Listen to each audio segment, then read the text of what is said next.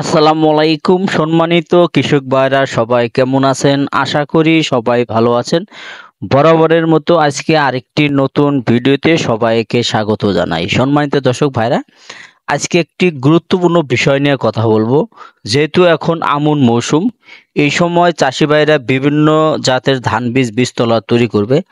আজকে যে বীজটা নিয়ে কথা বলবো সেটা হাইব্রিড বায়ার ক্রপ সায়েন্সের INH ১৬,০১৯।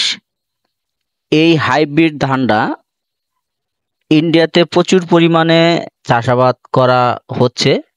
বাংলাদেশে ২ থেকে ৩ বছরেও চাষাবাদ করা হয়েছে। এই ধানটার ফলন খুবই ভালো।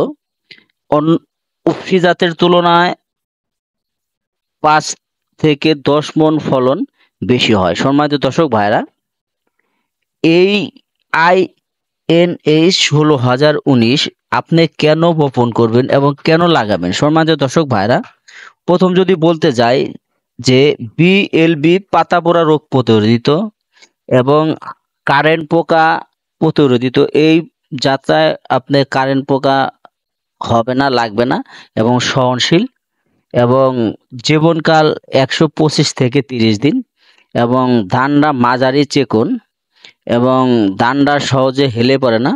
ভাতটা খেতে অনেক সুস্বাদু। সম্মানিত দর্শক ভাইরা, এই ১৬,০১৯ ধানের যে বৈশিষ্ট্য, এটা কিন্তু অন্যান্য হাইব্রিড ধানের বৈশিষ্ট্যতে পাবেন না, যার কারণে এই ধানটা কিন্তু ব্যাপক চাহিদা এবং বিঘায় ২৫ থেকে ২৭ মণ ফলন হয়ে থাকে। সম্মানিত দর্শক ভাইরা, আর দেরি না করে এখনই এই ধান বীজটা সংগ্রহ করে বীজতলা তৈরি করে ফেলেন।